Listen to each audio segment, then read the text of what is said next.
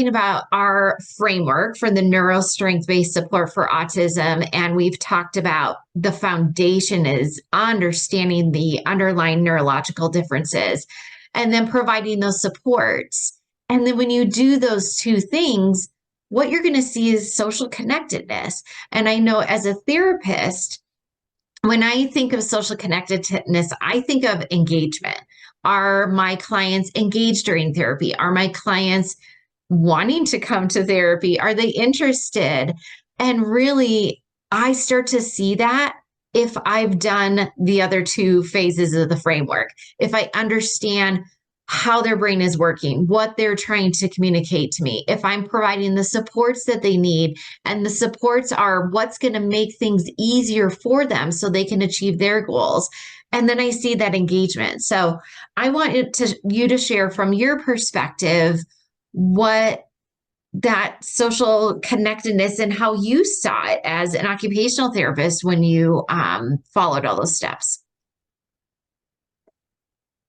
A lot of it comes down to it's a human source of motivation to belong, to fit in, to feel connected to other people. Socially, you need other people. You can't survive in the world alone.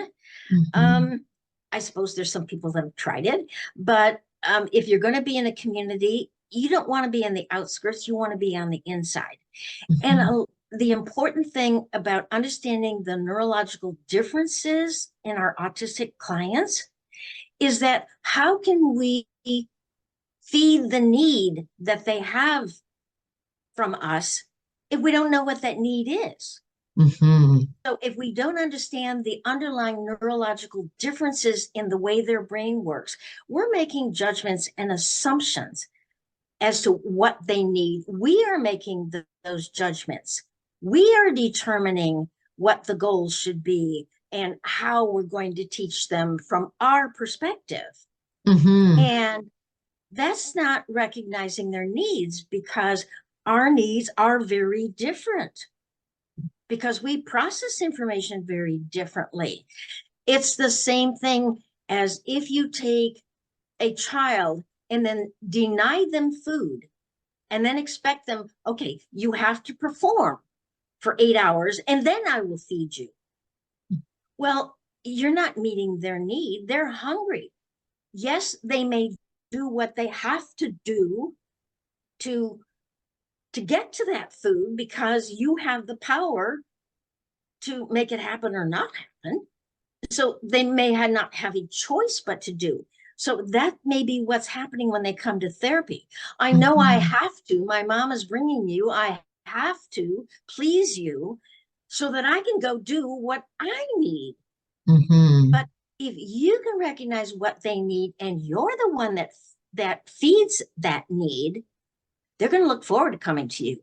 That's exactly what I found when my kids would come to therapy, and I don't care levels 1, 2, or 3. It doesn't matter. The first thing I would do is show me. Here's what I have to offer you. Show me what interests you. Show me what will meet your needs. I'm going to take your lead because I need to know. In order to meet your need, I need to know what it is. And they'll immediately lead me to what it is they are most in need of at that time. And then it's like, okay. And then I keep thinking of better ways that I can meet that need until it's like that hook. You've hooked that fish and man, they're yours. And then, only then can I start making expectations. Well, you know what? We're spending all this time doing things you need and want. But what about my needs and want? I need this from you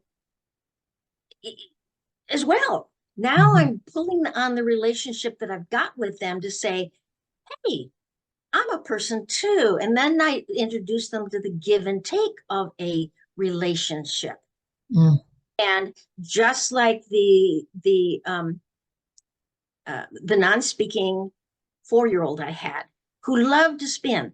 Okay, so I spun her. Well, the parents' goals were, oh, she grabs us by her hand to show us she needs things, but we want her to look at us that I recognize you. You're the one that's giving me this, because she will never give eye contact. So what did I do? After I spun her several times and indicated that she could let me know by just looking at me that she wanted more because she's non-speaking. And I would emphasize the gesture of more, which is just approximation of bringing her hands together, which she picked up fairly quickly. And then within that same session, eventually, as I would spin her and it would slow down, I would move out of her range of vision so that she would then have to turn to look for me, to let me know. Oh, and I would say, oh, you're looking at me? You want me to do it? Oh, okay. So I just gradually got to the point where, yes, every time thereafter she wanted something from me, she'd give me eye contact.